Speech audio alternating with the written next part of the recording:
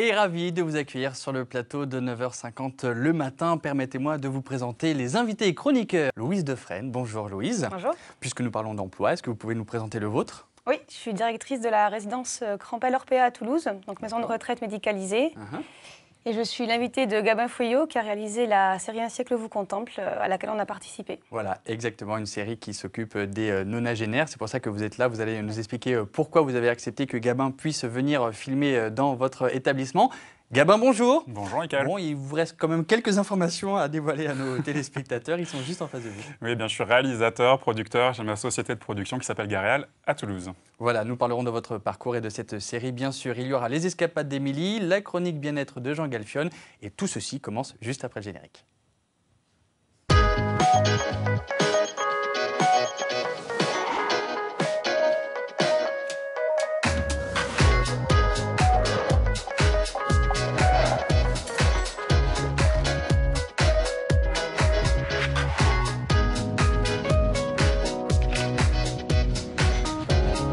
Bon alors, dès le début d'émission, je vais mettre les pieds dans le plat. Dans la vie, il y a ce genre de personnes. Voilà, très bien. Et de l'autre côté, dans un autre panier, il y a ces individus. Voilà. Alors j'ai envie de vous dire, au jeu des 7 erreurs, moi j'en ai noté quoi? Peut-être 2, voire 3. Voilà. Mais en tout cas, Gabin, ce que je voulais vous dire, c'était que... J'avais pas donné ces photos. Ah oui, mais bon... Quand on a un passé de mannequin, bon, c'est assumé. Ah oui, oui, complètement. Voilà, c'est quand même plus élégant qu'un mec en Charlotte au bord de la mer, non? Bon, en tout cas, on ne va pas parler que de votre carrière de mannequin, parce que ce serait assez réducteur, même si effectivement on en joue dès le début d'émission. Mais au contraire, on va parler de votre parcours, de vos passions. Il y a les livres, la littérature, l'audiovisuel qui est arrivé à un moment un peu délicat de votre vie, après un accident douloureux, on en reparlera évidemment avec vous tout à l'heure. Et puis la troisième passion, le troisième voire quatrième âge, avec cette série Un siècle vous contemple, puisque des nonagénaires évoquent un peu leur vie intime. Alors, nous prenons la direction d'Auch maintenant, c'est dans le Gers, c'est le début de parcours de notre invité d'honneur, donc Gabin Fouillot. Merci d'être là. Merci Une enfance donc plutôt familiale, hein, si j'ai bien compris, autour de la grand-mère. Expliquez-nous. Ah ben oui, une super enfance avec des parents adorables, aimants et surtout une grand-mère, ma mamie Fulvia, qui habitait juste à côté de chez moi, juste la maison à côté. Donc effectivement, déjà ce rapport avec la grand-mère où j'adorais aller la voir le soir. J'ai des souvenirs où je me mettais à côté d'elle, sur son fauteuil à côté de la télé, et elle me racontait déjà ses histoires, elle, du passé. Vu qu'elle est arrivée en France en 1933, elle avait 11 ans, elle est arrivée d'Italie. Donc beaucoup d'histoires à raconter sur son parcours, sa jeunesse. Comme quoi, hein, finalement, on a toujours raison dans 9h50 de revenir sur le passé et l'enfance, parce que j'ai l'impression quand même qu'il y a une bonne base par rapport à la série que vous produisez aujourd'hui sur Un siècle vous contemple et ces personnes âgées qui racontent leur vie. Ça vient probablement de là, c'est une Madeleine de Proust pour vous. Ce plaisir d'écouter, de partager. Et ce qui est pour moi en fait est très important dans le partage justement des générations, c'est d'écouter ce qu'ont à dire les personnes âgées, très âgées, sur leurs expériences, l'expérience de vie, qui nous apporte énormément. Alors ces histoires racontées par votre grand-mère, est-ce que ce sera une ouverture vers la littérature et votre bac L donc? C'est elle qui vous a donné l'envie de lire? Oui, certainement. D'accord. Non, après, c'est surtout de la curiosité, découvrir au collège, lycée, aimer lire, aimer raconter des histoires. Mais oui, parce que très tôt, j'avais envie de raconter des histoires et forcément, on se nourrit aussi de la littérature. Bac L, donc, mais après, ce sera plutôt le droit. Qu'est-ce qui vous intéressait dans le droit? Ouais, le droit, rien du tout. Ah, d'accord. En fait, à la sortie de mon bac littéraire, il fallait que je trouve une voie. J'avais déjà dans l'idée de faire une école de cinéma, c'était les Saves. Et en fait, il fallait avoir un bac +2. Donc l'idée, c'était d'avoir trouvé une voie qui allait être intéressante. Donc je me suis dit, je vais faire du droit parce que mon papa avait fait du droit aussi. Et sauf qu'en fait, je suis parti au bout de 3 mois parce que je me suis fait virer d'amphi par le doyen de la fac. De la fac, oui. Ben, j'étais pas très assidu. Un matin, dans l'amphi, je me suis un peu endormi sur mon pupitre. Il y avait 500 personnes. Ça peut arriver. Ouais, je pensais qu'on me voyait pas. Et il m'a dit, vous, là-bas, avec le pull bleu, on ne dort pas dans mon amphi. Si ça vous intéresse pas, vous partez. Et du coup, je suis parti et je suis plus jamais revenu en droit. Quel culot. Gabin, alors? Bon, au final, j'ai bien fait. C'est ça. Après, vous allez vous diriger vers l'audiovisuel. Vous obtiendrez un master en art et com à l'ESSAP, donc finalement vous l'intégrez et vous réussissez votre chemin. Il y aura aussi du théâtre un peu dans votre parcours. Pourquoi?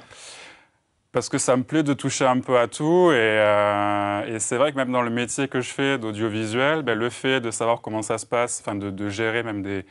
ou pas des comédiens, mais les gens qui vont être devant la caméra, savoir se positionner, savoir poser sa voix, etc., ben, c'était aussi une expérience super intéressante. Donc là, vous êtes en train de nous analyser, là, aujourd'hui? Ah, d'accord. J'analyse tout le temps. Bien, Gabin. Je vais être sérieux un instant pour que vous puissiez justement peut-être l'appliquer après dans vos productions, si tant est vous en ayez besoin. Et puis, donc, on disait, carrière de mannequinat. Vous remplissez bien sûr les critères physiques pour être mannequin. Vous allez dans cette brèche. Est-ce que ça vous a plu? Comment c'est arrivé dans votre vie? En fait, c'était pas vraiment, enfin, c'est pas une passion. Là aussi, c'était des rencontres qui ont fait que j'ai été pris en photo. Je suis rentré dans une agence de mannequins à Toulouse. Et c'était plus le fait qu'on était étudiant, de faire quelque chose d'un peu sympa, qui sortait de l'ordinaire, toujours pareil, puis faire des rencontres. Et ça, voilà, ça s'arrêtait là. Après, c'était pas... c'était pas une envie pour vous. Vous avez pas confiance en vous, j'ai lu. Ouais, j'étais très complexé quand j'étais au lycée et même au collège. Je devais peser 30 kilos de moins. J'ai mis du temps à prendre un peu de, comme quoi, voilà. de poids. Mais 30 kilos de moins chez un mannequin, finalement. Non, mais voilà. Et donc, vous mais faites du coup, ça m'a aidé. Même pour ça, c'est super important pour avoir la confiance en soi. Et même avec la rencontre avec un photographe qui s'appelle Sylvain Norgé, qui est bordelais. Et ça a vraiment servi justement à ce que je prenne confiance en moi, de me voir différemment. Et c'est très enrichissant. On parlait donc à l'instant de votre passion pour l'audiovisuel qui finalement va intégrer votre vie après un accident assez douloureux. C'est un bien pour un mal. Expliquez-nous. Oui, j'avais vraiment envie de filmer déjà très petit, raconter des histoires. Et j'ai eu un accident, enfin je suis sorti à l'arrière d'un bus et je me suis fait percuter par une voiture. C'était rien de très grave, hein, j'ai eu la jambe cassée et en fait, suite à cet accident, j'ai eu des indemnités, ce qui m'a permis en fait d'acheter ma toute première caméra. D'accord. Un petit ordinateur, commencer à écrire et c'est vrai que ça a été le début de vraiment quelque chose, oui, comme vous avez dit, un mal pour un bien. Oui, finalement, pourquoi une caméra? Parce que vous auriez pu acheter autre chose. Au départ, on parlait de littérature. Pourquoi caméra? Pourquoi l'audiovisuel? Parce que c'était vraiment une façon pour moi de m'exprimer. J'avais envie de raconter des histoires et je trouvais que le média, d'utiliser la caméra pour raconter des histoires, et je m'orientais plus vers ça que vers l'écriture. Et alors? Enfin, même si c'est lié, parce qu'il faut quand même avoir une partie d'écriture pour bien sûr, tourner. Bien sûr. Quelles sont vos premières réalisations alors? Vous aviez envie de quoi? Qu'est-ce que vous avez fait? Les toutes premières réalisations, c'était vraiment de filmer du réel. Alors, heureusement, j'avais une cousine qui était très proche de moi et qui était tout le temps partante pour faire la comédienne faire la comédienne, donc c'était très pratique. Donc au tout début, ça a été ça, c'était l'entourage, filmer la famille, essayer après de faire du montage, essayer de trouver tirer quelque chose d'intéressant sur des images de vie, de quotidien, etc. Et je me suis vraiment formé sur ça. Et puis, vous êtes jeune, Gabin, donc vous avez grandi avec l'ère numérique, vous avez grandi ensemble. Donc, vous avez réalisé à 20 ans votre première série. Et ça a eu un impact sur vous, puisque vous avez voulu tout gérer sur cette série. En arrivant à Toulouse, c'était en 2007. Donc, je commençais, après avoir fait le droit, je suis allé en lettres modernes à la fac, ce qui fait que j'avais beaucoup de temps pour avoir des activités à côté. Et donc, j'ai lancé cette web-série. C'était le tout début de YouTube.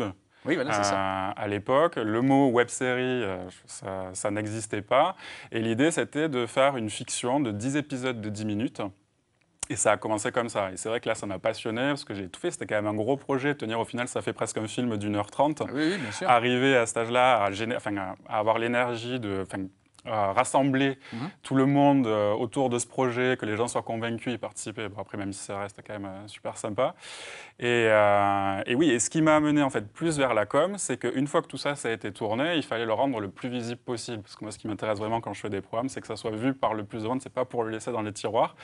Et donc m'amuser à ça, à des jeux de com, comme j'étais fan des séries américaines, on voit comment ils utilisent le marketing, les photos promotionnelles, etc.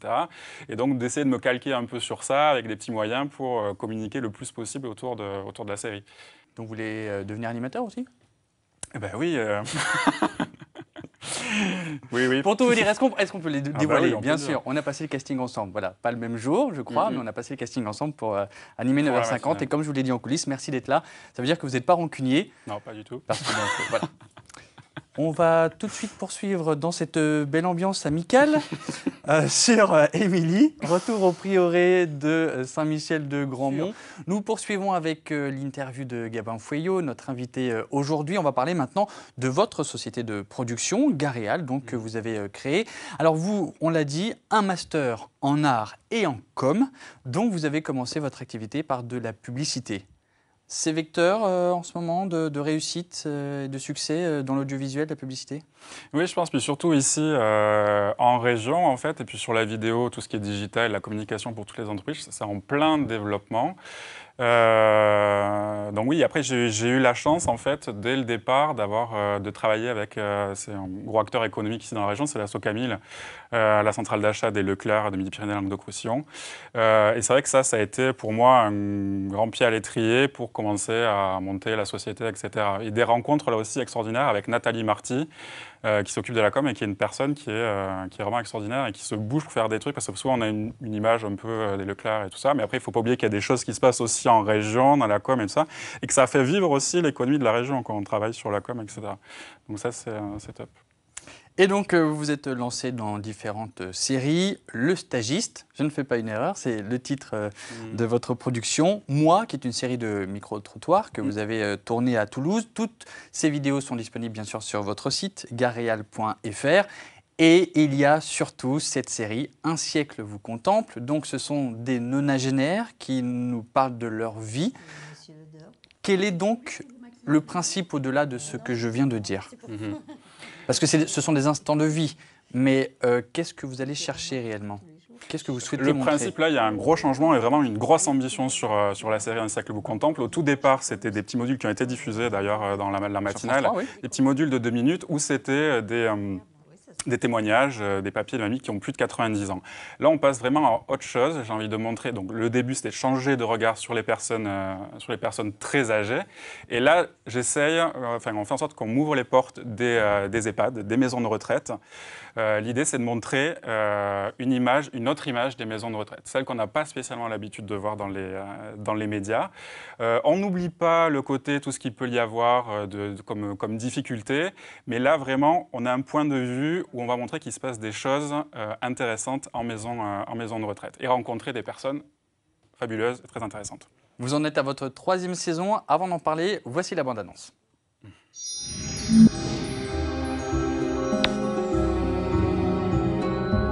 Si vous êtes ici, c'est que vous aimez les belles histoires, et les belles histoires, je vous en promets. Avec Un siècle vous contemple, nous allons prouver qu'à tout âge, la vie nous réserve des surprises. J'avais envie de consacrer ma vie à autre chose, à déployer mon énergie, à plutôt apporter de l'aide à la personne que d'essayer de faire du chiffre, en gros. Coucou Odette. Bonjour. Comment ça va Odette? Ça va? Il faut vraiment les accompagner dès le départ, être présent. J'ai 92 ans. Et je suis proche de mes grands-mères. Je ne sais même pas si ça les intéresse. Hein, On va leur demander. Ah ben ils sont là. À maman qui a été le début de toute l'histoire. Et est-ce qu'elle a fait tout ce qu'elle a voulu, cette petite fille? Mon ami. Je crois qu'elle sait, je crois que je lui ai tout dit. Que je l'aimais, que je veux la garder le plus longtemps possible en bonne santé. Il y a de très belles choses qui se passent en maison de retraite.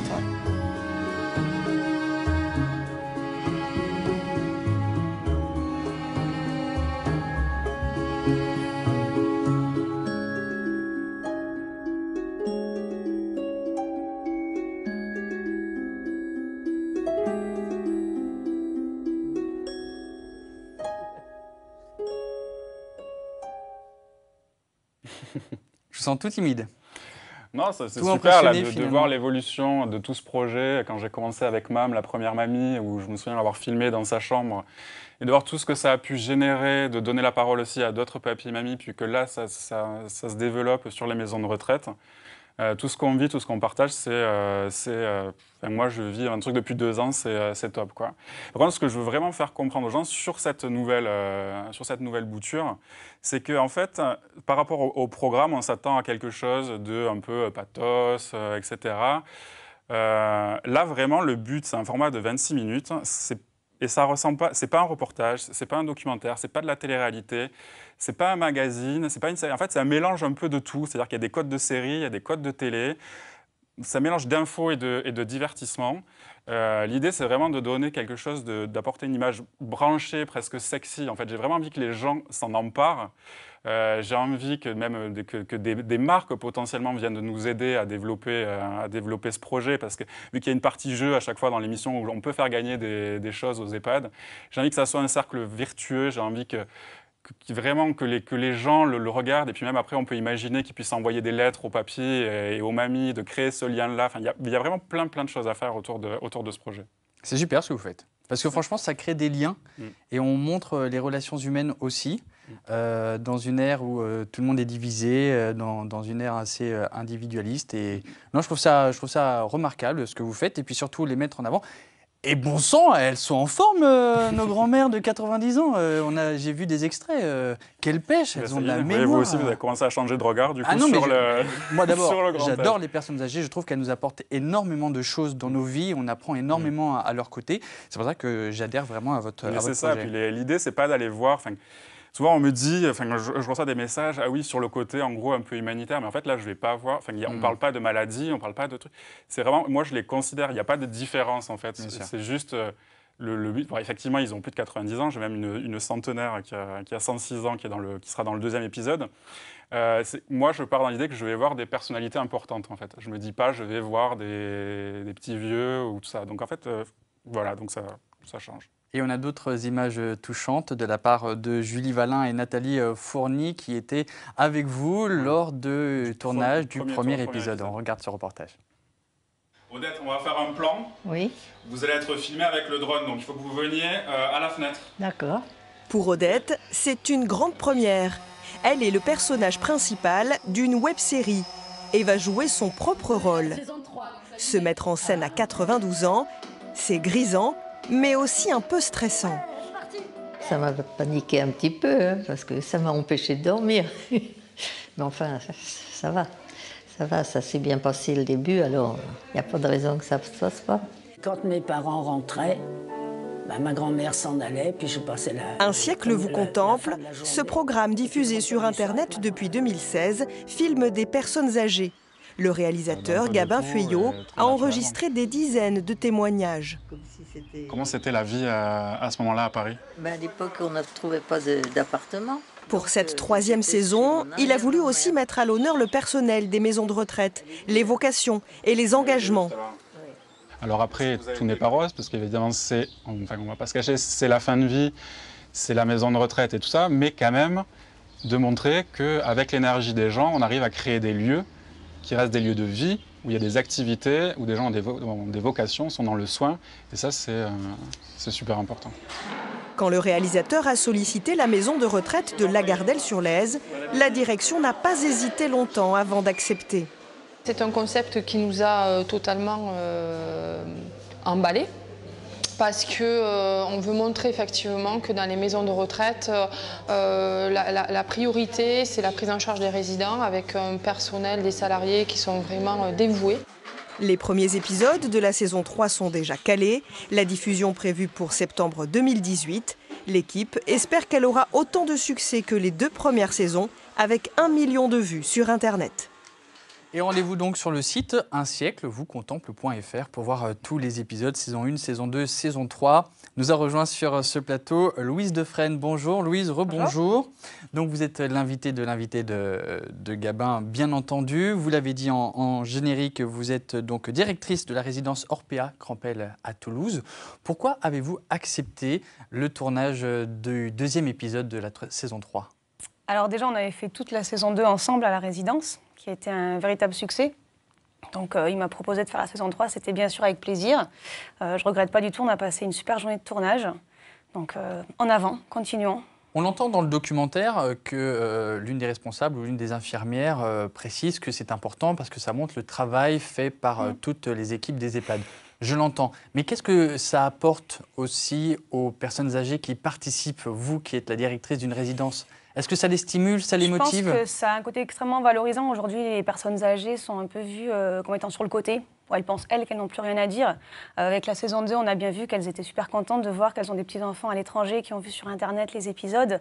Ça leur replace aussi un peu dans leur rôle d'aîné, de responsable de la transmission des savoirs, etc. Déjà, pour les résidents, c'est top. Et effectivement, pour le personnel, si on peut en parler, je pense que c'est nécessaire. Aujourd'hui, moi, quand je dis que je travaille dans une maison de retraite, les gens...